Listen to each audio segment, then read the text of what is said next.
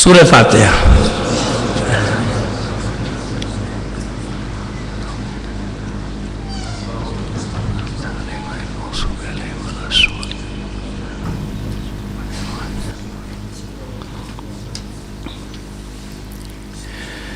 اعوذ باللہ من الشیطان الرجیم. بسم اللہ الرحمن الرحیم. الحمد للہ رب العالمین. الصلاة والسلام علی اشرف الانبیاء والمرسلین سیدنا و نبینا ابی القاسم محمد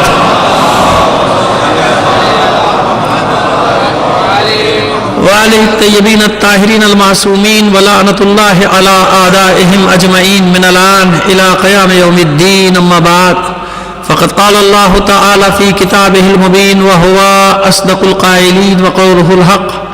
بسم اللہ الرحمن الرحیم. اليوم یئس الذین کفروا من دینکم فلا تخشوهم واخشون اليوم اکملت لکم دینکم واتممت علیکم نعمتی ورضیت لکم الاسلام دینا. صلوات بھیجئے محمد آل محمد پر.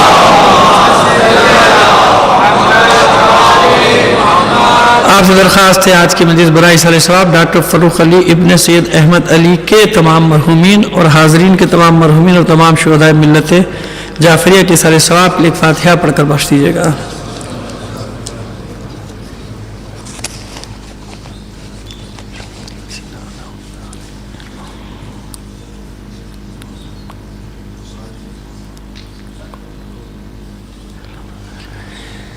صلوات بھیج دیجیے محمد آل محمد پر.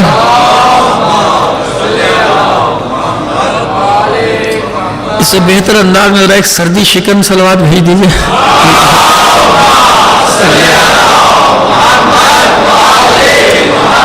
اب 2 منٹ آپ کسی لیں گے 2 یا 3 منٹ. ہم چاہتے ہیں کہ ہر ایک قرض ہم پر رہتا ہے ہمیشہ, کسی نہ کسی کا قرض اتار تو نہیں سکتے لیکن حق کوشش کرتے ہیں کہ حق ادا ہو جائے. ہمارے برادر عزیز ایک عظیم باپ کے عظیم بیٹے ناصر جہاں صاحب علی اللہ مقامہ کے صاحبزادے اسد جہاں صاحب, ہم جب ان سے ریکویسٹ کرتے ہیں اور یہ آتے ہیں اور ان کو لانے کا مقصد یہ ہوتا ہے کہ اصل سلام اور نوحہ خوانی کا لوگوں کو پتہ چل جائے جو لوگ بھولتے جا رہے ہیں. کیونکہ اب تو ظاہر ہے کہ آپ جانتے ہیں کہ وہ آن یور ڈیمانڈ سب کچھ ہو رہا ہے کہ پبلک کی ڈیمانڈ کیا ہے, اس ڈیمانڈ پہ سب کچھ ہو رہا ہے. لیکن یہ جو ہے یہ واقعی ایک صدی کی پوری تاریخ اور روایت ہے کہ اصل نوحہ اور اصل سلام کیا ہوتا ہے. تو میں ان کا شکریہ اس لیے ادا کر رہا ہوں کہ باب العلم فاؤنڈیشن والے تو شکریہ جو ادا کریں گے سو کریں گے. میری درخواست ہے اسلام آباد میں بھی اور یہاں بھی خاص طور پہ, میں نے ویسے تو محرم میں آتے رہتے ہیں لیکن اس مرتبہ ساری مصروفیات چھوڑ کے جو آئے ہیں خاص طور پہ, تو ان کی درازی عمر کے لیے, درازی صحت کے لیے اور ان جیسے جتنے بھی خدمت گزار جہاں بھی ہیں پروردگار ان سب کو اپنی حفظ و امان میں رکھے. ان سب کی صحت و سلامتی کے لیے مل کر ایک بلند آواز سے صلوات عنایت فرما دیجیے گا.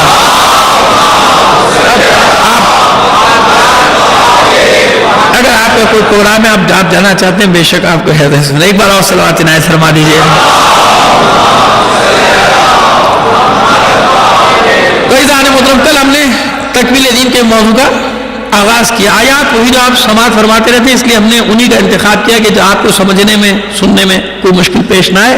الیوم یئس الذین کفروا من دینکم, کافر آج کے دن تمہارے دین سے مایوس ہو گئے. ایک وجہ آج ہم بیان کرتے چلے آتے ہیں کہ کیا سبب بن رہا ہے. کیوں, ایک امید تو یہ تھی, ایک وجہ جو کل بتائی تھی جس کے آپ تفصیل میں جائیں گے. امید یہ ہے کہ جیسے اور انبیاء کے بعد سلسلہ ختم ہو گیا, یعنی سلسلہ ختم ہونے سے مراد یہ کہ دین تحریف کی طرف چلا گیا, پھر ایک نیا رسول, پھر ایک نیا نبی, پھر ایک نئی کتاب, یہ سب رہا سلسلہ. تو اب بھی یہی ہوگا کہ اس کے بعد چلے جائیں گے. لیکن مایوسی کی وجہ یہ ہوئی کہ اب ایسا کچھ نہیں ہونے والا. اب ذمہ دار جسے بنا کے جائے رہے پر خدا کے رسول, تو یقینا ابھی کون ہے یہ تو بعد کی بات ہے. ابھی تو طے کریں گے کہ ذمہ دار کی خصوصیت ہونی کیا چاہیے. تو جو اکمال دین کے, تکمیل دین کے معیار پر پورا اترے, وہ معیار تو کوئی ہونا چاہیے نا, اور وہ معیار بھی قرآن سے ہونا چاہیے. ایسے بھی جو آخر قرآن نے کوئی معیار دیا کہ نہیں دیا کہ تکمیل دین آج یہ جو اعلان کیا ہے, کیا اعلان ہے ابھی نہیں معلوم. جو بھی اعلان ہوا ہے آج اس کے بعد مکمل ہو گیا دین.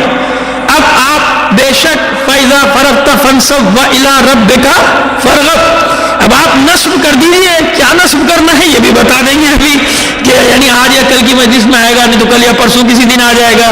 بس آپ نصب کیجیے وَإِلَىٰ رَبِّكَ فَارْغَب, اور واپس آ جائیے, کچھ ہے جو نصب کر کے واپس آنا ہے, یعنی دین مکمل ہو گیا اب آ جائیے, یعنی آپ کی ذمہ داری پوری ہو گئی. رسول کی ذمہ داری تھی کیا؟ یہاں سے آج بات کا آغاز کریں گے. اب یہ 2-3 منٹ میں تسلسل قائم ہو گیا کل کی گفتگو کا, اب بات کو لے کر آگے چلتے ہیں, اور مجھے یقین ہے کہ پوری توجہ رہے گی, کیونکہ بہت ہی اہم آج بھی بنیاد بنانے میں تھوڑا سا آپ کو خشکی کا سفر کرنا پڑے گا. اس کے بعد پھر انشاءاللہ ہم تری میں داخل ہو جائیں گے. صلوات بھیج دیجیے ایک بار اور محمد علیہ محمد. دیکھیے تم یہ رسول کی ذمہ داری ہے کیا؟ تو جہاں پیغمبر کی ذمہ داریوں کی بات آئی, قرآن مجید میں 5 جگہ ان ذمہ داریوں کا اعلان ہوا, لفظ بدل گئے, بات وہی رہی.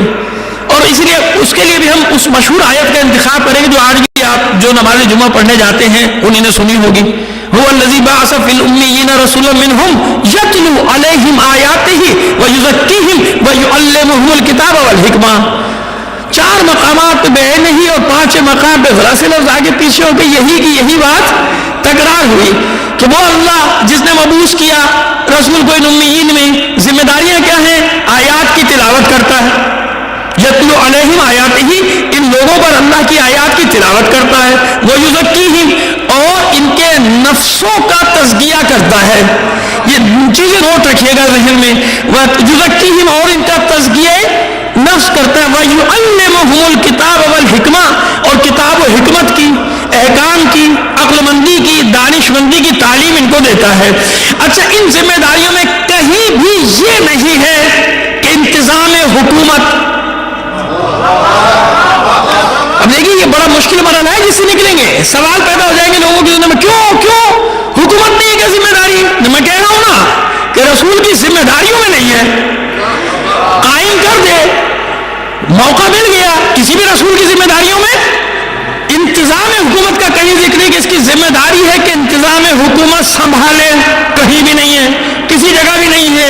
بس یہ طے ہو گیا کہ انتظام حکومت الگ چیز ہے, ذمہ داریاں یہ ہے رسول کی. یعنی اس کے لیے حکومت ہو یا نہ ہو یہ ذمہ داری ہے.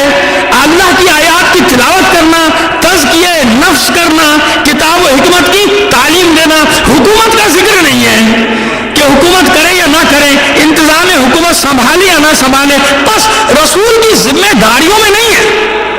یہ رسول کی ذمہ داری نہیں ہے. اب آئیے بات کو تھوڑا سا آگے بڑھائیں. جانشین کسے کہتے ہیں رسول کا؟ اب ہمیں دیکھنا یہ پڑے گا کہ یہ رسول کی ذمہ داریاں قرآن نے بتائی ہیں, اس میں حکومت کا ذکر نہیں ہے, اس میں حکومت کا ذکر نہیں ہے. بس اب یا تو رسول نے بانٹ دی ذمہ داریاں کہ آیات تم پڑھنا, تزکیہ نفس تم کرنا, تعلیم حکمت کی تم دینا, احکام تم سکھانا. کہیں ایسا ملا کہ رسول نے ذمہ داریوں کو تقسیم کیا ہو؟ نہیں ہوا نا, کہیں تقسیم تو نہیں کیا. اب آئیے کس کے سپرد کی؟ پہلے دیکھیے جانشین کسے کہتے ہیں. ایک محلے میں ایک ڈاکٹر صاحب رہتے تھے, 50 سال رہے, چلے گئے 50 سال بعد. ان کی جگہ ایک انجینئر نے لے لی, اس گھر میں ایک انجینئر آ گیا. اب جتنے مریض اس ڈاکٹر صاحب کے تھے وہ جائیں گے اس کے پاس جگہ دیکھ کے, تو بھائی جگہ تو وہی ہے, جگہ تو وہی ہے, سمجھ رہے ہو بھائی, جگہ وہی ہے. ارے ہوا کرے جگہ سے فرق تھوڑی پڑتا, بھائی کام الگ ہے, اس کا کام ہی نہیں ہے. تو جگہ پہ بیٹھنے سے جانشین نہیں بنے گا. اگر وہ کسی کو بتا جائے کہ میرے بعد اس کو دکھانا, وہ جگہ نہیں کہیں اور جا کے بیٹھے, تو جانشین وہ ہوگا نا. بھائی عام معنی میں جانشین اس کو کہتے ہیں جو جس کی جگہ بیٹھ جائے. تو بھائی جو جس کی جگہ بیٹھ جائے, لوہار کی جگہ وہ گھر چھوڑ کے کیا وہاں پہ نجار آ کے بیٹھ گیا. آپ نے کہا نجار سے لوہاری کا کام لیں گے تو نہیں ہو سکتا نا.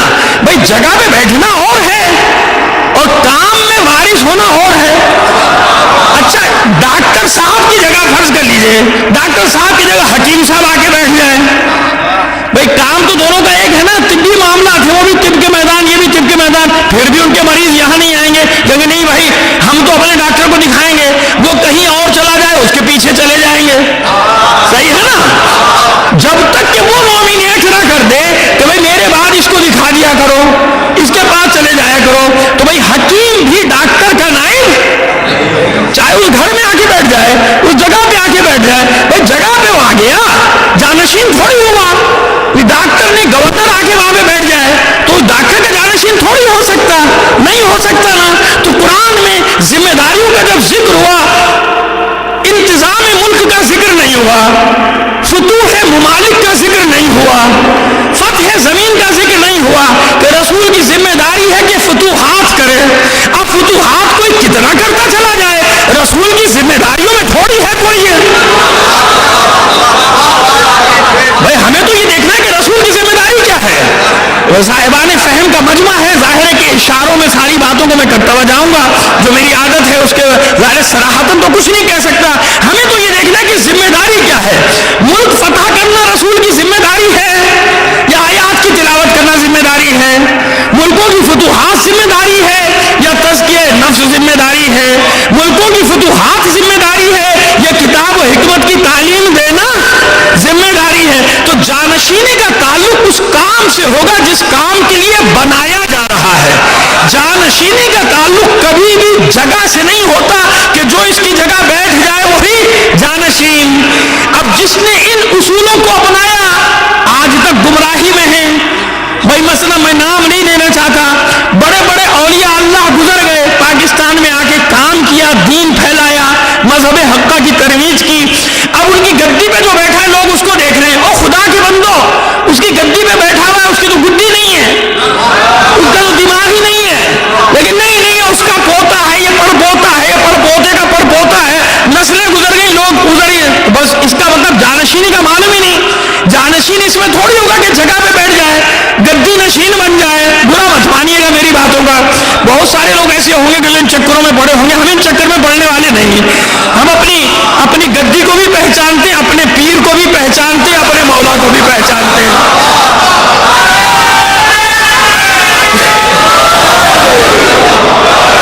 تو بھائی یہ جاگیرداری سسٹم کا خاصہ ہے، انشاءاللہ اب جڑیں اکھڑنے والی ہیں اس کی۔ ہم تو برسوں سے چیخ رہے ہیں جب سے ہوش سنبھالا ہے، لیکن کچھ ایسا نظر آ رہا ہے کہ اب تو سب کو گدیاں ہلتی نظر آ رہی ہیں۔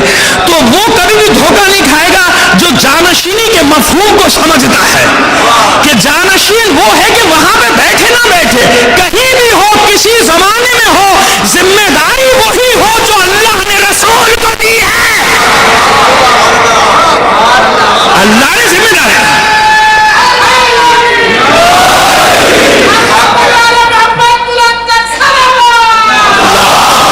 سمجھ میں آئی بات؟ دیکھیے بالکل، اور یہ میں تو بہت معمولی طالب ہوں، لیکن اس کو اللہ کی ایک عطا بھی سمجھتا ہوں کہ آپ یقین جانیے کہ اسی محرم میں اسی موضوع میں یہ تیسری جگہ پڑھ رہا ہوں، لیکن عجیب یہ عطا ہے مولا کی کہ عنوان مضامین ہر جگہ مجھے نئے نئے عطا ہوتے چلے جاتے ہیں، مفاہیم اللہ دیتا چلا جاتا ہے، مفاہیم نئے میرے ذہن میں آتے چلے جاتے ہیں۔ اب یہ مضمون میں نے پہلے نہیں پڑھا، لیکن آج 2 گھنٹے سے تلاش کر رہا تھا کہ کوئی ایسی بات کہ جس سے جانشینی کا ایک مطلب مفہوم واضح ہو جائے، وہ مجھے عطا ہو گیا، تو آپ کے سامنے پیش کروں۔ مطلب کوئی الہام نہیں ہوا، کوئی وحی نہیں ہوئی، علماء کا ہی صدقہ ہے، تفاسیر کا صدقہ ہے، مگر میں عرض کر رہا ہوں کہ یہ مضمون ایسے ہوتے ہیں کہ ان پہ پڑھتے چلے جاؤ، اگر علم کی جستجو ہے تو ٹائم ختم ہو جاتا ہے، میٹر ختم نہیں ہوتا۔ صلوات بھیج دیجیے ایک بار اور۔ خیر جناب، تو بھائی جانشینی کا مسئلہ یہ ہے بھائی، پہلے تو دیکھو کہ رسول کی ذمہ داری کیا ہے۔ رسول کی ذمہ داری فتح ممالک تھوڑی ہے، یہ ذمہ داری کہیں اللہ نے بتائی نہیں، انتظام ملک سنبھالنا تھوڑی ہے۔ بھائی وہ تو ہو جائے گا جس کا مدینے میں رسول کے ہاتھ میں نظام آیا، نظام چلتا رہا، رسول چلاتے رہے، ذمہ داری نہیں ہے۔ جب حکومت نہیں تھی جب بھی ذمہ داری ہے، جب حکومت نہیں رہے گی جب بھی ذمہ داری ہے۔ کس کی ذمہ داری؟ جو رسول کا وارث بنے گا، جو رسول کا جانشین بنے گا۔ اور ہم نے طے کر دیا کہ جانشین وہ نہیں ہوتا جو جگہ پہ بیٹھ جائے۔ جگہ پہ تو لوگ قبضہ کر کے بھی بیٹھ جاتے ہیں، ہمارے یہاں تو بہت بڑا قبضہ گروپ کراچی میں پورا لینڈ مافیا، جہاں سے آؤ اللہ کی زمین ہے جھنڈا گاڑ کے بیٹھ جاؤ ایک سیاسی پارٹی کا۔ کہیں اور یہ مثال صادقاتی ہو نہ آتی ہو، ہمارے شہر میں ضرور صادقاتی کہ اللہ کی زمین ہے، چاہے آپ نے پیسہ دے کے خریدی ہو، کہتے ہیں اللہ کی زمین ہے، اپنا پارٹی کا جھنڈا لگاؤ، اپنے لیڈر کی تصویر لگاؤ، بیٹھ جاؤ۔ یہ صبح شام ہم دیکھتے ہیں، بہرحال اللہ ان کو نپٹے گا، انہی حرکتوں کی وجہ سے یہ ملک یہاں تک پہنچا ہے۔ اس کا انہوں نے جو خانہ خراب کیا ہے، اللہ ان سے اس کا حساب لے گا، اس نعمت کا، جس نعمت کا نام ہے پاکستان۔ اس نعمت کے ساتھ جو انہیں خیانت کی ہے یہ بخشے نہیں جائیں گے. چیزیں سب ملوث ہیں, کسی کو آپ نہ سمجھیے گا, یہ سارے کے سارے ایک ہی تھالی کے چٹے بٹے, کبھی نیا نام لے کے ادھر چلے جاتے ہیں, کبھی چھلانگ مار کے ادھر بھاگ جاتے ہیں, کبھی چھلانگ مار کے ادھر آ جاتے ہیں, سب چور ڈاکو لٹیرے. اور گندے تالاب میں اگر ایک خوبصورت مچھلی آ جائے تو وہ بھی گندی ہی ہو جاتی ہے. یہ میں نے ان لوگوں کے لیے کہہ دیا کہ جو بیچارے اکا دکا اچھے نہیں پڑے ہوں گے اس امید پر کہ شاید کبھی حالات ٹھیک ہو جائیں, تو یہ گندے تالاب میں اس اچھی مچھلی کی مثال ہے کہ بیچاری مچھلی گرتی ہے, آخر میں یہ بھی گندی ہو جاتی ہے یا مر جاتی ہے وہاں. ایک صلوات اور بھیجیے محمد آل محمد پر. تو چلیے بات کو آگے بڑھائیں, کہاں سیاست ویاست بیچ میں آ گئی, تو خواہ نے دل جلا ہوا ہے, حالات دیکھ کے تو دو چار جملے نکل ہی جاتے ہیں زبان سے, تو لائیے ہم پھر وہیں پر آئے. تو بھائی جانشین کا معیار کیا ہے؟ ذمہ داری ادا کرنا. بس پہلی ذمہ داری کیا ہے؟ آیات کی تلاوت. ہماری آیات کی تلاوت کرتا ہے ان پر. تو بس ذمہ داری, جو یہ ذمہ داری لے گا, جس پر یہ ذمہ داری آئے کہ رسول ہی کی طرح آیات کی تلاوت کرے, لے کے چلیں گے آپ کو بھی ایک منزل تک لے کے جائیں گے. بھائی ذمہ داری تو یہ ہے نا, تو جانشین کون بنے گا, وارث کون بنے گا؟ اسی لیے تو مایوس ہوئے. حالانکہ حکومت تو کہیں اور گئی, آج تک کہیں اور ہے. بنی امیہ کے پاس تھی, بنی عباس کے پاس تھی, عثمانیوں کے پاس آئی, مگر مایوس کیوں ہوئے؟ اس لیے مایوس ہوئے کہ حکومت بے شک ہمارے پاس آ جائے, رسالت کی جو ذمہ داریاں ہیں وہ کہیں اور چلی گئی. جانشینی کی ذمہ داری کہیں اور چلی گئی. اب بن جاؤ, ملوک بن جاؤ, بادشاہ بن جاؤ, جو مرضی بن جاؤ. تو بس رسول کی ذمہ داریوں میں یہ اللہ نے ذمہ داری رکھی ہے, یہ 3 ذمہ داریاں. اس کے علاوہ جو بھی ذمہ داری ہوگی اس کے لیے الیکشن لڑو. حکومت ذمہ داری نہیں رکھی نا ذمہ داری. یتلو علیہم آیاتہ ویزکیہم ویعلمہم الکتاب والحکمہ, 3 یا 4 ذمہ داری. اس کے علاوہ جو بات ہو تو جاؤ الیکشن لڑو, جنگیں لڑو, جو کرنا ہے کرو. ذمہ داریوں میں ہے ہی نہیں یہ رسول کی. بس وارث وہاں ڈھونڈنا پڑے گا, جانشین وہاں ڈھونڈنا پڑے گا جہاں ان ذمہ داریوں کی تکمیل ہوتی نظر آئے. ایک ہی جگہ لے کے جائیں گے آپ کو بھی وہاں تک, دلائل سے لے کے جائیں گے. اطمینان رکھیے, یہ تو طے ہو گیا نا کہ حکومت اور چیز ہے, رسول کا وارث ہونا, رسول کا جانشین ہونا. اسی جانشینی کے اعلان سے تو مایوسی پھیل گئی نا. اب تک سمجھے تھے سب ہمارے پاس آ جائے گا, پتہ چلا نہیں, ایک ایسا ہے جو رسول نہیں مگر رسول کے سارے اختیار رکھتا ہے. رسول نہیں, کون ہے ابھی طے نہیں ہوا. رسول نہیں مگر رسول کے سارے اختیار رکھتا ہے. پہلی ذمہ داری آیات کی تلاوت. کون سی آیات کی تلاوت؟ قرآن کی.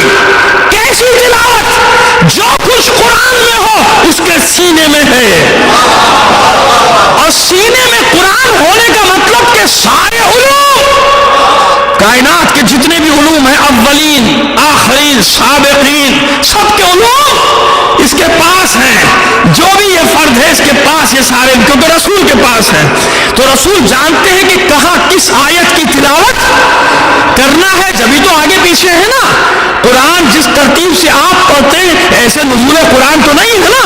تو رسول جانتے ہیں کہ قرآن تو جانتے ہیں رسول یہ قرآن ہے, لیکن کہاں کن آیات کا موقع ہے تو اس محل سے تو رسول واقف ہے نا کہ کہاں کس آیت کی تلاوت کرنی ہے, کس سورہ کی تلاوت کرنی ہے, وہ تو خدا کا رسول جانتا ہے. لہذا جیسے رسول پر اترا ہے ایسے کا ایسے وہاں ہونا چاہیے جو بھی ہو. اب تفصیل میں بعد میں جاتا ہوں, پہلے حدیث پیش کر دیتا ہوں. اگر کوئی انکار کرے گا تو حوالے دے دیں گے. ہمارا اصول یہی ہے کہ اگر انکار کرے گا, منع کرے گا ہمارے یہاں نہیں ہے تو پھر بات کریں گے. ابھی ہم دعویٰ کر رہے ہیں کہ مستند روایتوں میں سے ہے, اس کی اسناد دونوں طرف موجود ہیں, ہمارے یہاں بھی اور ادھر بھی. کسی میں جرأت نہیں کہ انکار کر دے, سمجھا نہیں, اگر سمجھ لیتا تو نقل نہ کرتا اپنی کتابوں میں, بغیر سمجھے نقل کر دیا. ارے ذمہ داری ہے رسول کی آیات کی تلاوت کرنا, ویسے جیسے کہ تلاوت کا حق ہے. تو اب دیکھو حدیث کے لفظ کیا ہیں, علی مال حق, علی مال قرآن, والقرآن مع علی.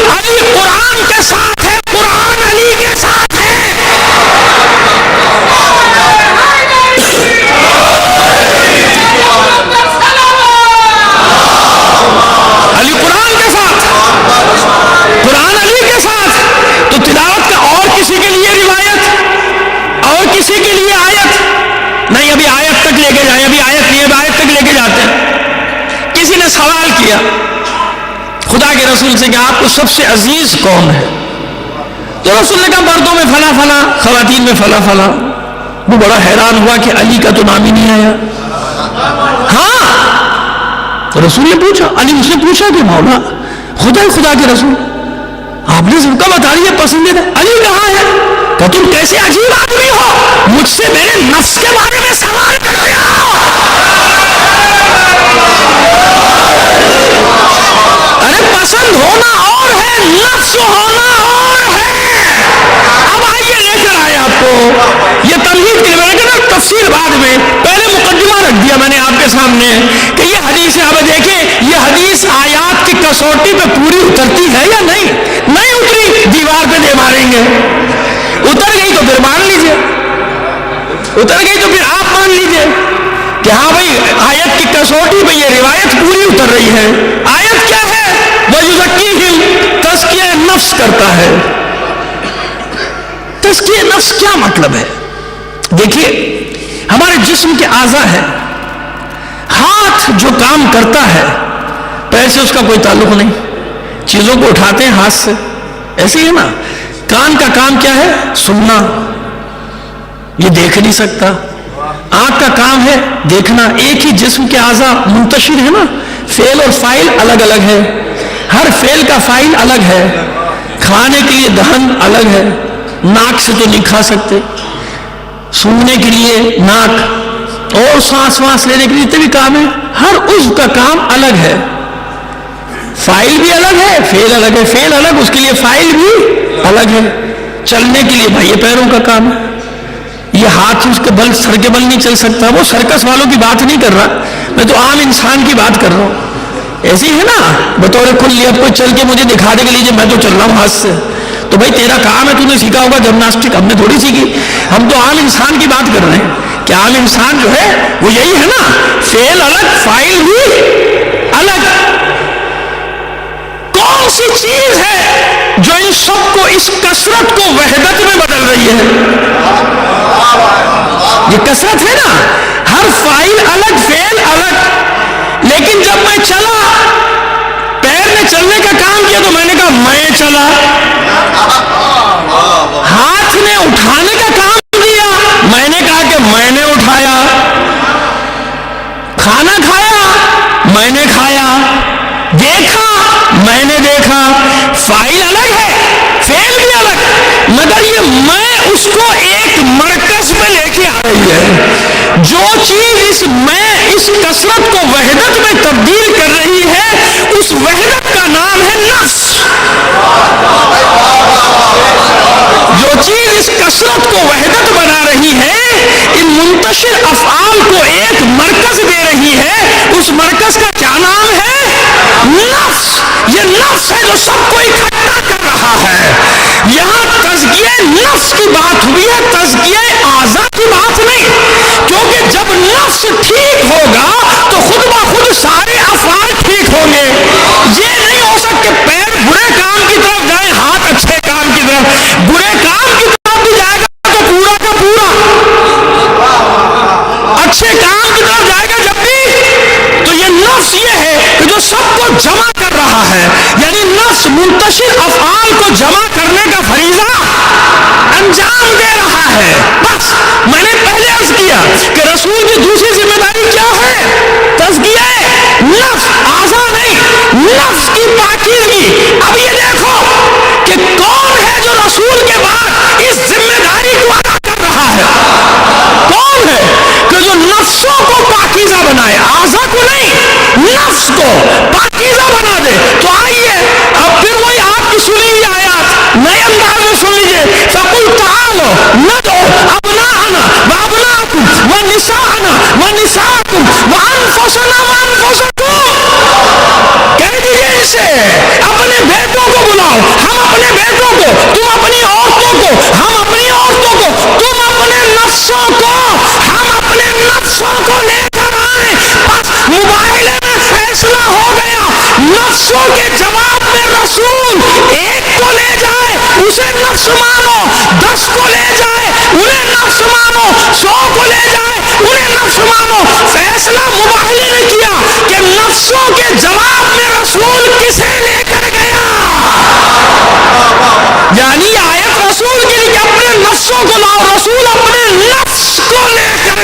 رہا ہے. کسے لے کر جا رہا ہے؟ اپنے نفس کو بتا رہا ہے کہ یہ ہے میرا نفس. یعنی علی اور میں الگ الگ نہیں، یہ میرا نفس ہے. اللہ نے حکم دیا رسول کو، آئیے دلیل کو محکم کر دیں. قاتل فی سبیل اللہ، جاہد نہیں، جاہد تو ہے کئی جگہ، کیونکہ جہاد وسیع مفہوم رکھتا ہے. تلوار سے جہاد جہاد اصغر قرار پایا، اخلاقی جہاد جہاد اکبر، قلم کا جہاد، زبان کا جہاد ہے نا، علمی جہاد، فکری جہاد. جہاد کی تو مختلف شکلیں، لہذا کہہ سکتے ہیں کہ ہمیں رسول نے جہاد ہر طرح کا کیا.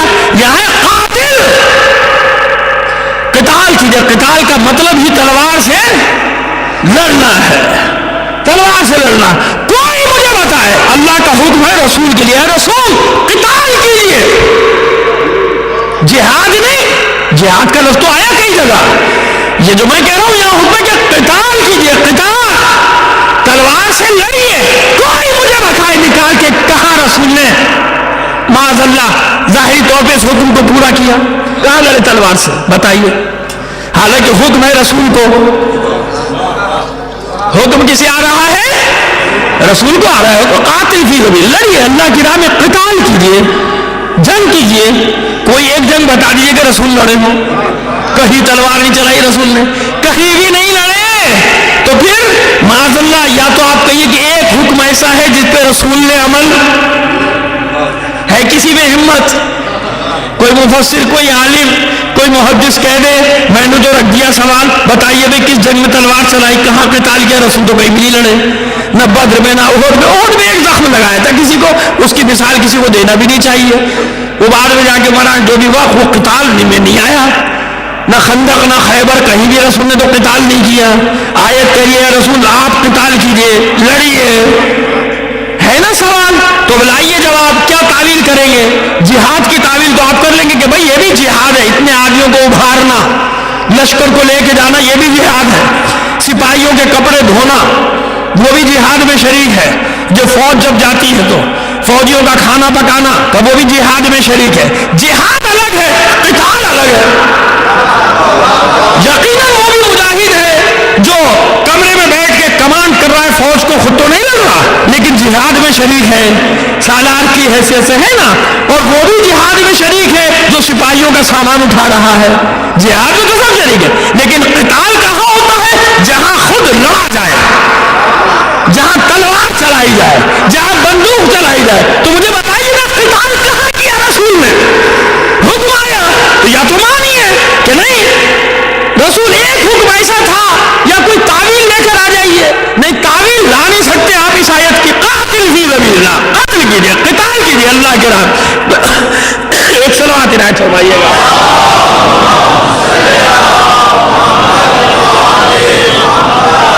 نہیں، بلند آواز سے آخری فرد تک ماشاءاللہ.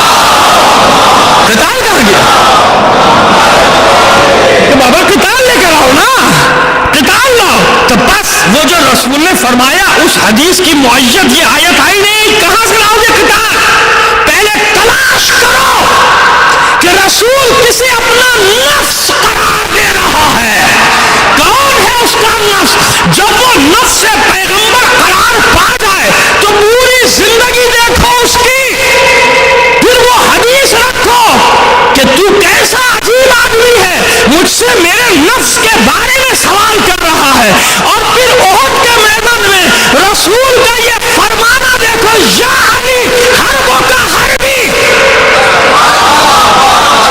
حدیث کسا میں دیکھ لینا، حرب لمن حاربکم وسلم لمن صابکم.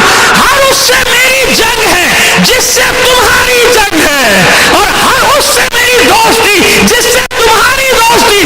تو رسول کا قتال نظر نہیں آئے گا، بلکہ رسول بیان کرتے چلے جائیں گے یہ جو علی کی لڑائی ہے میری لڑائی ہے. جیسے اللہ اپنے رسول کے لیے کہتا ہے کہ وما رمیت اذ رمیت ولکن اللہ رما. اے رسول آپ نے نہیں مارا، آپ نے کنکریاں نہیں ماری، بلکہ یہ تو ہم مار رہے تھے. تو بس ایسے ہی علی کو جنگ کرتے دیکھ کے خدا کا رسول فرمایا علی یہ تیری نہیں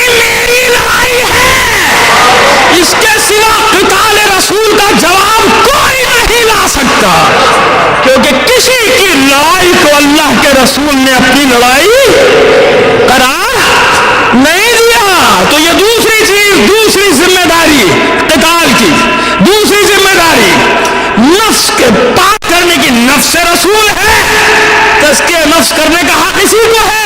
انتظام حکومت کوئی سنبھالے، آیات کی تلاوت، تزکیہ نفس، یعلمہ الکتاب والحکمہ، کتاب و حکمت کی تعلیم دیتا ہے.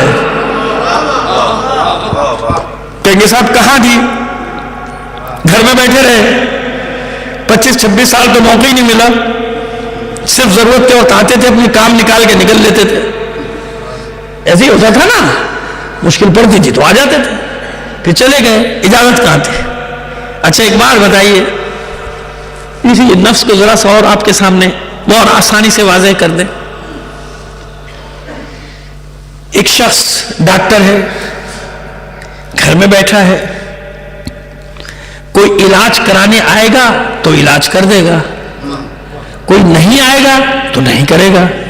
جب وہ نہیں کر رہا تو ڈاکٹر ہے یا نہیں؟ ہے نا. یعنی وہ ملکہ تو ہے نا اس کے پاس، ملکہ ہے نا.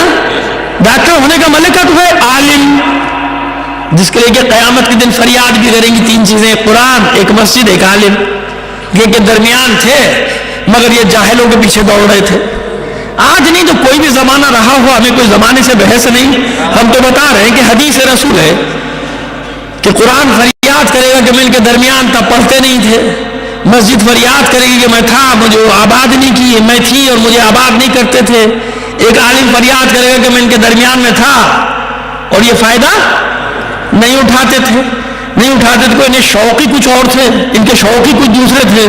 مولوی کو رکھا تھا نکاح پڑھا لو، جنازہ پڑھا دو، استخارہ دیکھ دو، کوئی بیمار ہو جائے تو قرآن کی ہوا دے دو. یہ قرآن کا کام تھا، یہ مولوی کا کام تھا. تو عالم جب کوئی مسئلہ پوچھنے آیا بتا دیا، جب کوئی نہیں پوچھنا تو وہ عالم ہے یا نہیں ہے؟ یعنی ملکہ ہے نا، ملکہ تو موجود ہے نا اس کے پاس، کسی بھی میدان کا ہو، عالم ہو، استاد ہو، انجینئر ہو، ڈاکٹر ہو. بھئی ہر وقت کوئی کام ہے تو کرے گا، نہیں ہے تو یہ اس سے سلب تھوڑی ہو گیا، سلب تو نہیں ہوا نا. تو بس اب یہ ان لوگوں کا قصور ہے نا کہ جن لوگوں نے فائدہ نہیں اٹھایا. دعوے دار تو ایک ہی ہے نا کائنات میں رسول کے بعد، جس نے رسول کے پردہ فرمانے کے بعد دعویٰ کیا سلونی سلونی سلونی قبل ان تفتدونی. اس نے تو اعلان کر دیا تھا کہ جو پوچھنا جہاں سے پوچھنا، جو پوچھنا چاہتے ہو جہاں سے پوچھنا چاہتے ہو مجھ سے پوچھ لو قبل اس کے کہ مجھے کھا دو. تو یہ نہ پوچھنے والوں کا قصور تھا کہ نہیں پوچھا، اعلان کرنے والا تو موجود تھا کہ جہاں سے پوچھنا ہے پوچھ لو، میں بتاؤں گا. اور جن لوگوں نے پوچھا انہیں فائدہ ملا نہیں ملا؟ کتاب حکمت کی تعلیم دی نہیں دی؟ جناب فضہ کو، جناب قمبر کو، ہمارے یاسر کو، میسر تمام کتنی فہرست ہے آج تک، صدقہ جاری ہے کہ نہیں؟ تو یہ ہے رسالت کی ذمہ داریاں. جہاں یہ ذمہ داریاں نظر آئیں، کہیں بھی ہو جانشین رسول ہے، کہیں بھی ہو جانشین رسول ہے. تو الیوم یئس الذین کفروا کیوں ہوا؟ کافر مایوس کیوں ہوئے؟ مسئلہ حکومت کا نہیں تھا، حکومت تو مل جائے گی مگر خلیفۃ الرسول نہیں بن سکیں گے، نہیں بن سکے نا. کربلا میں وہ بھی منصب چھین لیا حسین نے. اب آج کوئی کہلاتا ہے اپنے آپ کو خلیفۃ الرسول؟ نہیں نا. یعنی حسین نے چھین لیا نا. وہ جو کہہ رہا تھا میں خلیفۃ الرسول ہوں، 70 زمانے تک حسین نے بھی انتظار کیا، اس کے بعد اس کو بھی زیر کر دیا. پھر کسی کی ہمت ہوئی خلیفۃ البادشاہ بن جا، ملک الملوک لکھ لے، شہنشاہ لکھ لے، جو مرضی لکھ لے، شاہوں کا شاہ لکھ لے اپنے آپ کو. اور جتنی مذمت کی گئی ہے اس لفظ کی، ہمارے یہاں اتنا ہی شوق ہے.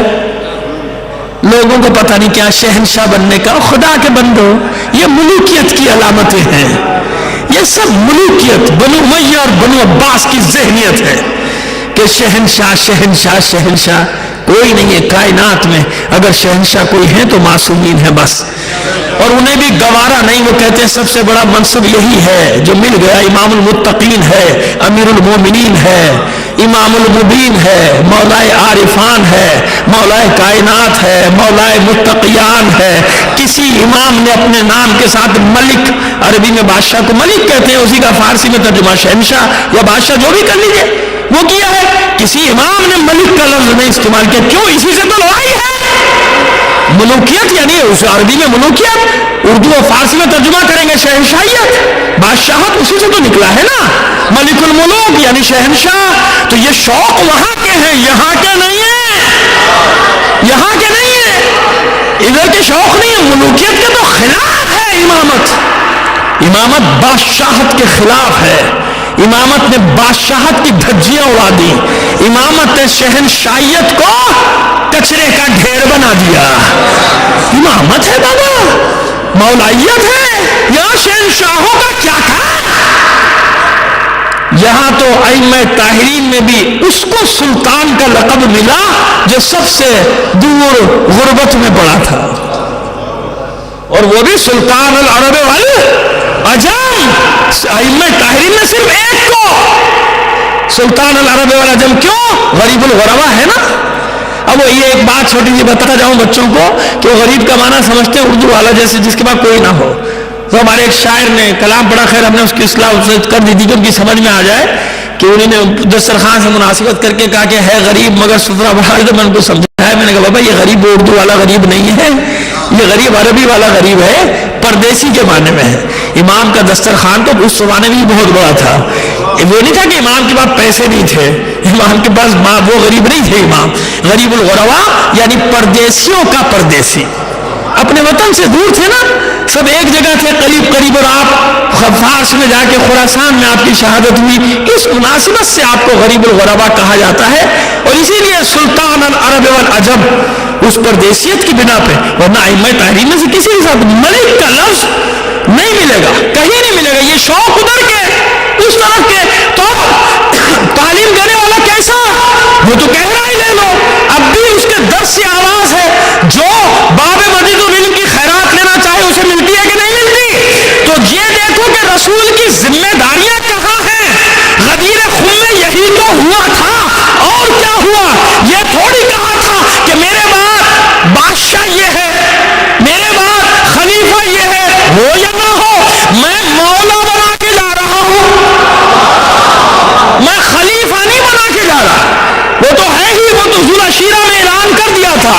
اس لیے خلیفہ کا لفظ استعمال نہیں ہوا کہ ظاہری طور پہ نہ ملی تو لوگ کہیں گے بھائی نہیں ملی, نہیں ملی تو نہیں ہے. کہا کہ نہیں, غدیر خم میں خلیفتی کا لفظ استعمال ہوا کہاں, ذوالعشیرہ میں.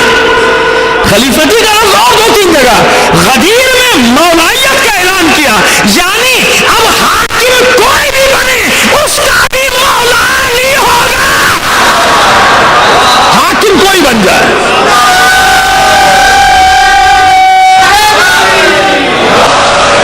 بنایا ہے, حاکم تھوڑی بنایا. یعنی دنیاوی طور پر مولا, یعنی وہ مولا کہ حاکم کوئی ہو اس کا بھی مولا علی ہوگا. حکومت کوئی لے جائے, مولا علی ہوگا. کیوں؟ ذمہ داریاں ہیں. تو وہ کون سا دن ہوا, الیوم یئس الذین کفروا من دینکم. آج ایک بات ہوئی ہے, کل زندگی رہی اتمام نعمت میں بات کریں گے. جب یہ سب چیزیں جمع ہو جائیں گی تو بالکل آئینے کی طرح شفاف ہو کے مطلب سامنے آ جائے گا کہ ہاں جو ہم کہہ رہے ہیں وہ کیا بات ہے.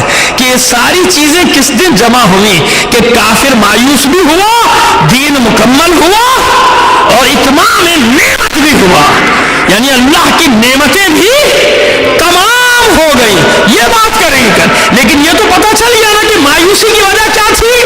مایوسی کی وجہ حکومت نہیں ہے, مایوسی کی وجہ یہ ہے کہ رسول پر جو اللہ نے ذمہ داریاں دی تھی, رسول کو جو ذمہ داریاں سونپی تھی, آج رسول نے ان ذمہ داریوں کے منتقل ہونے کا اعلان کر دیا کہ جیسا میں مولا ہوں ویسا یہ علی مولا ہے, اور قیامت تک یہ ذمہ داریاں ادا کرتا رہے گا. ایک علی نہیں, یہ جتنے بھی ہوں گے, پوچھنے جاؤ یا نہ جاؤ, اس منصب کے حامل اور منصب کے مالک ہیں جو اللہ نے دیا ہے. دنیاوی حکومت آئے یا نہ آئے, یزکیہم ویعلم یتلو علیہم آیاتہ ویزکیہم ویعلمہم الکتاب والحکمہ. کتاب و حکمت کی تعلیم دیتا ہے, یہ تزکیہ نفس کرتا ہے, یعنی مجسم اس نفس کو پاک کر دیتا ہے. تو بس رسول کی لڑائی, علی کی لڑائی, رسول کی لڑائی کیوں؟ نفس پیغمبر ہے. یہ نفس پیغمبر کب قرار پائے علی؟ غدیر کے دن, جیسے کل ہم نے اشارہ کیا تھا, نہیں ابھی بات رہ گئی, لیکن بہرحال ایک بات تو آج کرتے چلے جائیں, یہ نفس پیغمبر کب بنے علی؟ غدیر کے دن. اس سے پہلے نہیں تھے تو کہاں تھے؟ تو اب آئیے آج کے لیے آخری بات مکمل کرتے ہیں اور مسائل کی منزل پر آ جائیں گے انشاءاللہ. دیکھیے, شاید ہم نے کسی مقام پہ پہلے بھی عرض کیا ہے کہ اس زمانے کے عربوں کے بدھوؤں کے علم کا یہ عالم تھا کہ وہ قدموں کے نشان دیکھ کے قبیلے کا آتا پتہ بتا دیتے تھے. یہ تو بہت معمولی سی چیز ہے نہیں, اگر ریت نے قدموں کے نشان مٹا دیے, اونٹنی کا یا اونٹ کا فضلہ پڑا ہے تو اس فضلے کو دیکھ کے بتاتے تھے کہ کون سا قبیلہ یہاں ٹھہرا تھا. نہیں صرف یہ نہیں, بتاتے تھے کہ کتنے مرد, کتنی عورتیں, کتنے بچے, کتنے اونٹ تھے, کتنی اونٹنیاں تھیں. اور اگر اس قافلے میں یہ مثالیں تاریخ میں موجود ہیں, تاریخی بات کر رہا ہوں, ہوا میں بات نہیں کر رہا میں آپ سے. اگر اس اونٹوں کے قافلے میں کوئی کانا ہوتا تھا تو یہ بھی بتا دیتے کہ اس میں ایک اونٹ کانا تھا, دو اونٹ لگڑے تھے, ایک کا پچھلا پیر نہیں تھا, دو کے پچھلے پیر نہیں تھے. یہ علم تھا, علم, جادو نہیں تھا, علم. چہرہ دیکھ کے بتا دیتے تھے کہ زندہ رہے گا یا مر جائے گا, سفر سے واپس آئے گا یا نہیں آئے گا. علوم تھے, قیافہ شناس تھے, قدم شناس تھے, عجیب علم تھی ان کے پاس. یہ علم تھا. اگر یہ علم نہ ہوتا, بڑی احتیاط سے یہ جملہ عرض کرنے جا رہا ہوں, ظاہر ہے کہ سامعین میں بچے بھی ہیں میرے, جو بڑی احتیاط سے اس کو سنبھال کے عرض کرنا چاہ رہا ہوں کہ اور ان کا یہ علم رکھنے والوں کو اتنا مستند سمجھا جاتا تھا, اتنا مستند کہ ان کی بات آخری بات ہوتی تھی. انہی نے جو کہہ دیا بس مان لیا, امپائر از امپائر, بس. یہ امپائر ہوتے تھے ایسے فیصلوں کے, مسئلوں کے. اس کی مثال موجود ہے کہ اگر کبھی کوئی, ظاہر زمانے جاہلیت میں اب سب کچھ ہوتا تھا, کیا بتاؤں میں آپ سے, کیا عرض کروں کہ کیا کیا ہوتا تھا. زیاد ابن سمیہ جس کو اس کی ماں کے نام سے منسوب کیا گیا تھا, بعد میں کسی نے اپنا بھائی بنا لیا. اس کے اتنے بیچارے کی افشا گری ہوئی, بیچارہ کیا بڑا خبیث تھا, اتنی افشا گری ہوئی اس کی کہ پریشان ہو گیا کہ تو نے اچھا بھائی بنایا, جس کو نہیں پتا تھا اس کو بھی پتا چل گیا کہ میں کیا ہوں. یہ مقدمہ ہے تاریخ کا. تو جب کوئی ایسا پیدا ہوتا تھا تو معلوم ہوا گھر کے باہر 9 آدمی لڑ رہے ہیں, تلواریں لیے کھڑے, مرد کہ جی میرا بیٹا, وہ کہتا میرا بیٹا, وہ کہتا میرا بیٹا, تلواریں چل جاتی تھی. تو ایسے وقت میں انہیں بلایا جاتا تھا, اس علم کے رکھنے والے کو. وہ سب کی شکلیں دیکھتا تھا اور بچے کو دیکھتا تھا, اور جس پر وہ ہاتھ رکھ دیتا تھا تلواریں نیام میں چلی جاتی تھی. کیوں؟ یعنی اتنا مستند ہوتا تھا اس کا فیصلہ کہ اس نے کہہ دیا یا اب اس کا بچہ لے جاؤ. ولید مدعون کا بھی ایسے ہی فیصلہ ہوا تھا. امام حسن نے پھر بتایا تھا کہ تیرا اصلی باپ کون تھا. صلوات بھیجیے محمد علی محمد پر. جی بس اب تو خیر اختتام پر, یہ ذرا اللہ سے پھر بھی آگے بڑھا, یہ پیچھے سے اشارہ ہو رہا. حالانکہ کل میں نے ایسی پڑھی تھی کہ مجھے لگ رہا تھا آج آدھا مجمع ہو جائے گا, مگر آج تو بڑھ گیا. آپ لوگ ذرا سا آنکھیں کھسک آئیے, پیچھے کافی لوگ آ گئے, حال بڑھ گیا. اللہ بیٹھ جائے ایسا, اس میں میں اس کو سمیٹ رہا ہوں بیان کو اپنے. خیر بس کسا کہا جتنے کافی ہے, کیونکہ میں سمیٹ رہا ہوں بیان کو. تو عزیزو اب سمجھ میں آیا کیسا علم تھا. ساخت دیکھ کے پہچان لیتے تھے, پشت سے پہچان لیتے تھے کہ کون ہے, کس قوم کا. باپ کا نام نہیں معلوم تو قبیلے کا بتا دیتے کہ بنی تیم کا جا رہا ہے. پشت دیکھ کے, قد و قامت دیکھ کے پہچان لیتے تھے آدمی کو. اب جو میں آپ کے سامنے مقدمہ رکھنے جا رہا ہوں, فیصلہ آپ خود کیجیے تاکہ ایک آج کے لیے دلیل بن جائے. شب ہجرت جاسوس لگے ہوئے ہیں, 150 شمشیریں برہنہ رسول کے گھر کے گرد, کہ رسول نکلے اور 150 شمشیریں چلے. صرف وہ سے جاسوس خبریں دے رہے کہ نہیں رسول نہیں نکلے، رسول نہیں نکلے، رسول نہیں نکلے. ارے بابا تاریخ پڑھو، علی اور رسول کے سن و سال میں بھی فرق ہے، قد و قامت میں بھی فرق ہے کہ نہیں؟ 25 سال سن میں چھوٹے ہیں، قد و قامت بھی فرق ہے.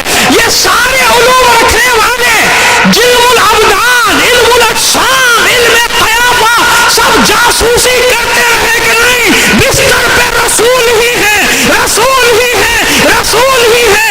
اگر بدل جاتا پیٹر تو کہہ دیتے نہیں آج سونے والا کوئی اور ہے، محمد نہیں ہے، محمد نہیں. بس یہ وہ رات پہلا اعلان تھا رسول کا کہ علی میرے بستر پہ سوئے گا.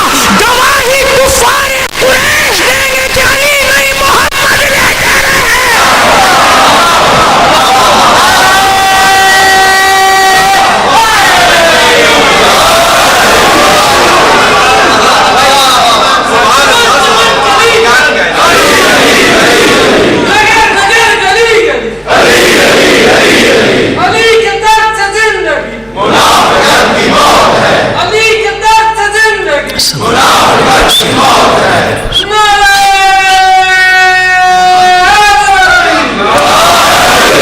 سب نے گواہی دی نا.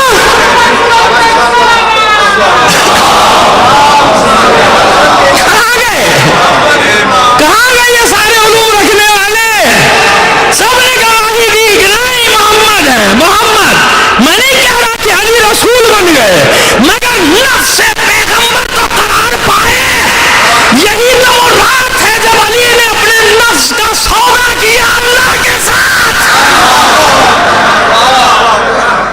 پوری رات علی رسول بن کر لیٹے رہے اور سب یہی سمجھتے رہے کہ سونے والے محمد ہیں. حالانکہ جسم بدلنے سے، سن سال بدلنے سے بدل جانا چاہیے تھا نا. وہ کہہ دیتے نہیں آج رسول نہیں ہے، تمہیں دھوکہ دیا جا رہا ہے، آج کوئی اور سو رہا ہے. کہ نہیں یہ ہے نفس پیغمبر، اس لیے رسول وارث اسے بنا کے جائے گا جو اس کا اپنا نفس ہو. دوسرے کو کیوں تو مایوس کیوں ہوئے؟ جانتے ہیں کہ حکومت اور ہے، نفس پیغمبر ہونا اور ہے. اس لیے اعلان کیا. ابھی ہم اس نتیجے تک تو پہنچے نہیں، انشاءاللہ زندگی رہی ان 3 مجالس سے پہنچا دیں گے. ابھی تو اشارے کر رہے ہیں محض آپ کے سامنے. تو کفار کی مایوسی کا ایک سبب کیا ہوا؟ سبب یہ بنا کہ حکومت کا اعلان نہیں کیا رسول نے. جانتے کہ کیا ہونے والا ہے آگے. بنو امیہ آئیں گے، بنو عباس آئیں گے، ٹکڑے میں تقسیم ہو جائیں گے، پھر حکومت در حکومت در حکومت در حکومت. عثمانیوں کی سلطنت آئی، اس کا بھی دھرم تختہ ہو جائے گا. حکومتیں تو بدلتی جائیں گی، حکومتیں بدلتی رہیں گی، نفس پیغمبر نہیں بدلے گا. رسالت کی ذمہ داریاں انجام دینے والا نہیں بدلے گا. اگر ہٹے گا تو وہی آئے جو اس کا نفس قرار پائے. اسی لیے قرآن نے نفس مطمئنہ کہا، یا ایتھا النفس المطمئنہ ارجعی. کیونکہ یہ نفس صرف حسین کی ذات نہیں،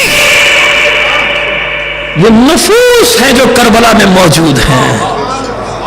اب اس کو ہم اگر سلسلہ بناتے چلے جائیں تو یوں قرار پاتا ہے کہ نفس رسول قرار پائے علی،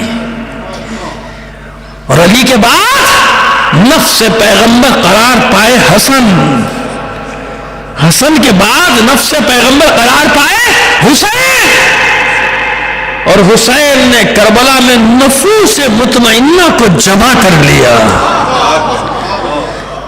یہ نفس مطمئنہ ہے. ہم کبھی تعریف کر چکے ہیں، نفس مضطرب ہو تو اور ہے، نفس مطمئن ہو تو اور ہے. جب مصیبتوں کی رات ہو اور صبح معلوم ہو کہ یہ کام ہو جائے تو انسان کا دل چاہتا ہے کہ رات لمبی ہو جائے تاکہ وہ آنے والا وقت ذرا دور ہو جائے. وہ جو خراب وقت ہے، رات لمبی ہو جائے تاکہ زیادہ دور ہو جائے وہ مصیبت. لیکن نہیں، کربلا میں انصار حسینی بے چین تھے کہ یہ رات ختم کیوں نہیں ہو رہی ہے، یہ رات اتنی لمبی کیوں ہو گئی، یہ ختم کیوں نہیں ہو رہی. کہ ہم اپنے نفوس کو نفس مطمئنہ حسین پر قربان کر دیں. ہر ایک کی یہی خواہش ہے نا. جناب ام رباب سلام اللہ علیہا 2 بچے کربلا میں. ایک 6 ماہ کا شہزادہ علی اصغر ہے. 7 مہینے کہہ لیجیے 8 مہینے 6 سے لے کے 11 ماہ تک کا تذکرہ ہم اس بحث میں نہیں پڑھتے. 11 ماہ کا رکھ لیجیے, ہے تو شیرخوار نا. ایک شیرخوار ہے, ایک 4 سال کی بچی سکینہ. شب عاشور آپ کو یہ ماں گریہ کرتی نظر آئے گی, روایات میں روتی نظر آئے گی. کیوں رو رہی ہے؟ آپ اس لیے گریہ فرما رہی ہیں کہ صبح کیا مصیبت آنے والی ہے ہم پر. اس بیوی کے گریہ فرمانے کا سبب یہ ہے کہ کاش علی اصغر تو اتنا بڑا ہوتا کہ تلوار اٹھا لیتا. اور محمد میدان میں جائیں گے, قاسم میدان میں جائیں گے, علی اکبر میدان میں جائے گا, میں کیا کروں؟ میرے پاس تو کچھ بھی نہیں. ایک تو ہے شیرخوار علی اصغر, ایک 4 سال کی بچی سکینہ, میں اپنے والی پہ کیا فدا کروں؟ کیسا گریہ تھا جناب ام رباب کا کہ اب مشیت نے بھی طے کر لیا کہ فاتح کربلا بھی تیرا علی اصغر اور فاتح شام بھی تیری بچی سکینہ. بس کوشش کرتا ہوں جو مجھے حکم دیا گیا ہے مصائب کے باب میں جناب سکینہ کا ذکر کرنے کا کوشش کرتا ہوں. کون ہے سکینہ؟ اسی بچے کے لیے کہا جاتا ہے کہ شاید نام رقیہ تھا اور سکینۃ القلب حسین کہتے تھے, یعنی میرے دل کا سکون. اور اگر نام ہی سکینہ ہو, رقیہ دوسری بچی, کوئی حرج نہیں, کوئی حرج نہیں. تو اب ہم سکینہ ہی کہہ کے مصائب پڑھیں گے. یہی بچی ہے سکینہ, یہی 4 سال کی بچی, زندان میں جس کی قبر مطہر ہے, یہ وہی بچی. کربلا کے سارے امتحان ایک طرف, سکینہ کا امتحان ایک طرف.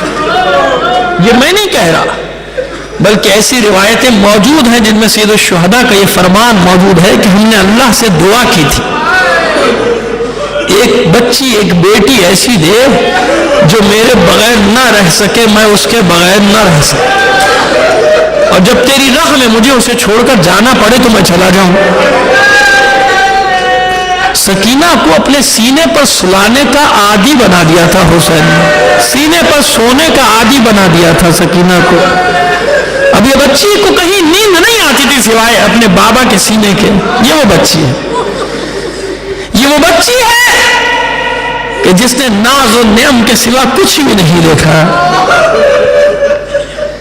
اب سوچئے کہ کتنا بڑا امتحان ہے. میں نے کہا نا کہ سارے امتحان ایک طرف, سکینہ کا امتحان ایک طرف. جب حسین آخری رخصت کے وقت چلنے لگے ہیں تو 2 تاکیدیں جو خاص کی تھی ثانیہ زہرا کو, ایک سید سجاد سے متعلق اور کہا تھا زینب میری بچی سکینہ سے ہوشیار ہے. زینب جانتی ہوں نا سکینہ میرے لیے کیا ہے, اس سے ہوشیار ہے, یہ میرے سینے کے سوا کہیں سونے کی عادی نہیں ہے. کیسا امتحان ہے سکینہ کا. عزادارو شب شام غریبہ میں سکینہ کہاں ملی تھی؟ جب کانوں سے لہو بہ رہا تھا, دامن پہ خون کے چھینٹے تھے, دامن آگ لگی ہوئی تھی, دوڑتے دوڑتے کہاں پہنچی تھی؟ رات میں جب زینب ڈھونڈتی پھر رہی تھی کہ سکینہ کہاں ہے, ایک نشیب سی آواز آئی تھی, میری بہن آہستہ بولو آہستہ, ابھی ابھی میری بچی سوئی ہے. جب آواز کی سمت میں گئی تو دیکھا ایک سر بریدہ لاشا گھوڑوں کی ٹاپوں سے ایسے پامال ہوا ہے کہ زمین سے یکساں ہو گئے. اس بے سر کے لاشے کے سینے میں سر رکھ کے سکینہ سو رہی ہے.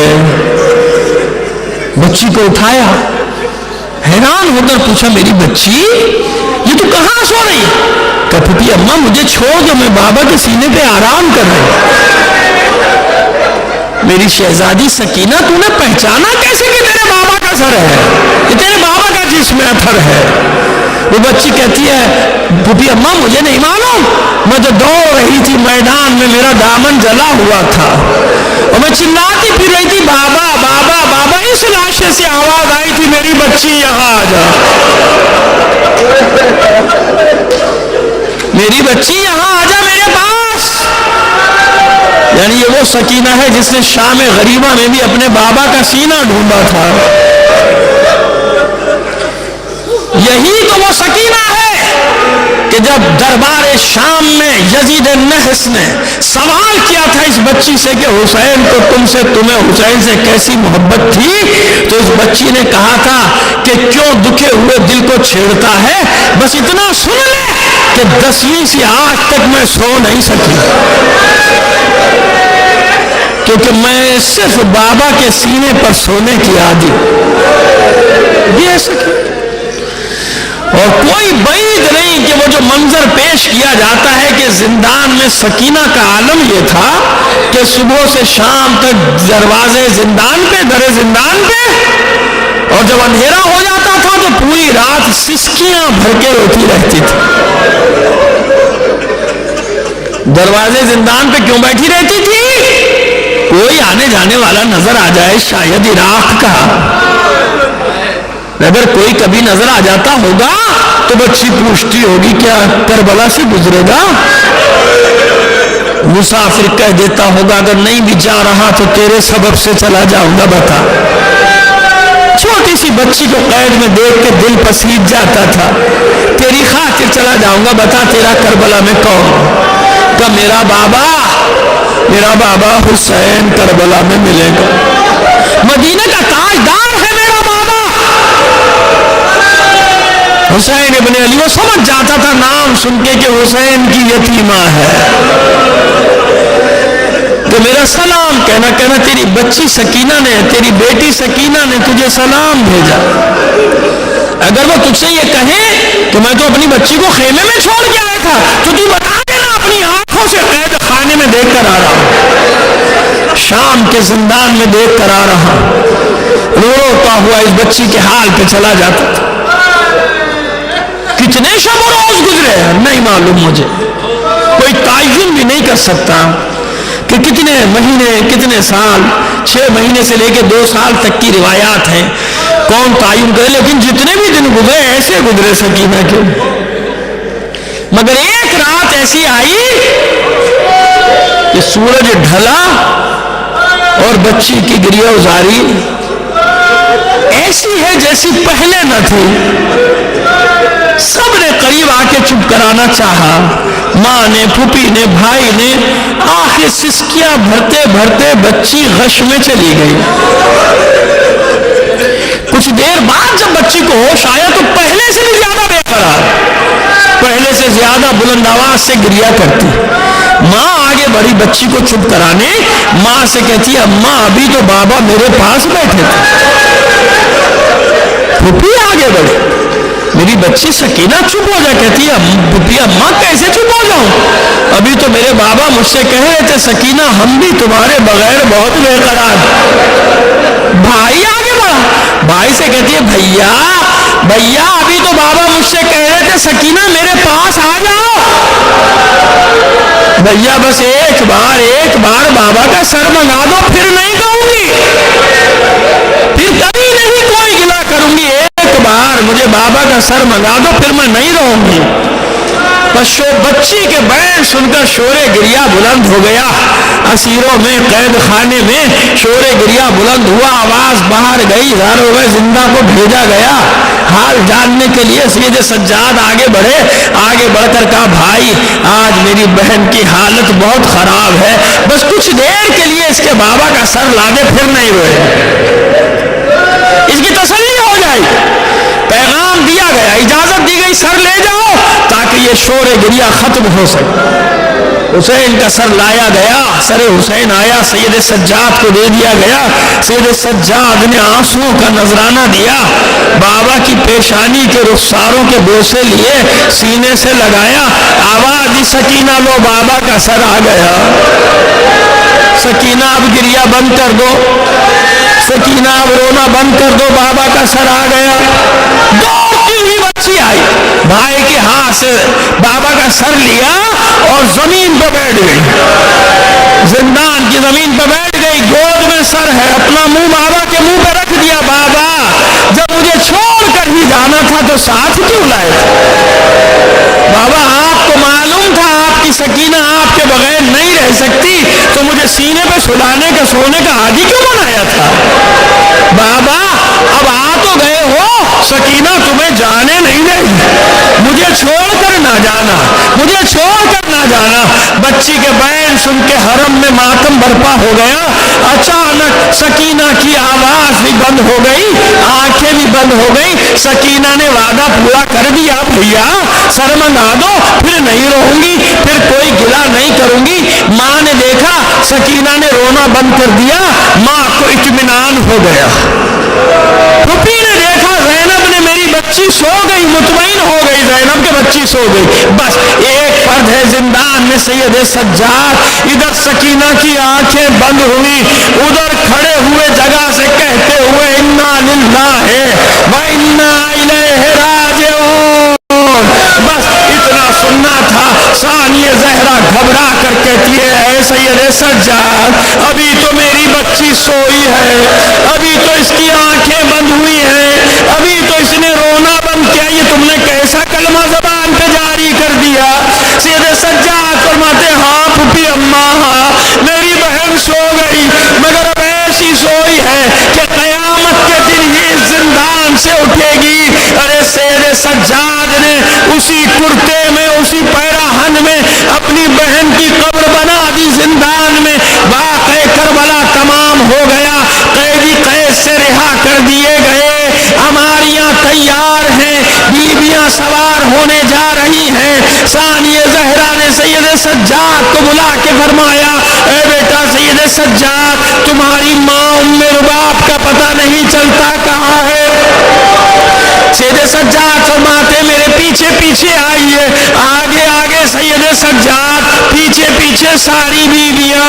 اب تھوڑی دور چلے تھے، ثانیہ زہرا فرماتی ہے بیٹا یہ تو زندان آ گیا، کوئی جواب نہ دیا۔ سید سجاد نے زندان کا دروازہ کھولا، اندر داخل ہو گئے، سب بیویاں بھی داخل ہو گئی۔ عزاداروں عجیب منظر دیکھا، جناب ام رباب قبر سکینہ پہ ایسے چھا گئی تھی جیسے بچی کو گود میں لیا ہوا ہو، بیان کرتی جاتی تھی میری بچی سکینہ، ارے تو نے سنا ہم آزاد ہو گئے، سکینہ تو مدینے کو بہت یاد کرتی تھی، ہماریاں تیار ہیں، ہم مدینے جا رہے ہیں۔ ارے یہ دکھیاری ماں تجھے اس تاریک زندان میں چھوڑ کر کیسے چلی جائے؟ اگر کسی نے پوچھ لیا مدینے میں کہ میری بہن کو کہاں چھوڑا ہے تو یہ ام رباب اس بچی کو کیا جواب؟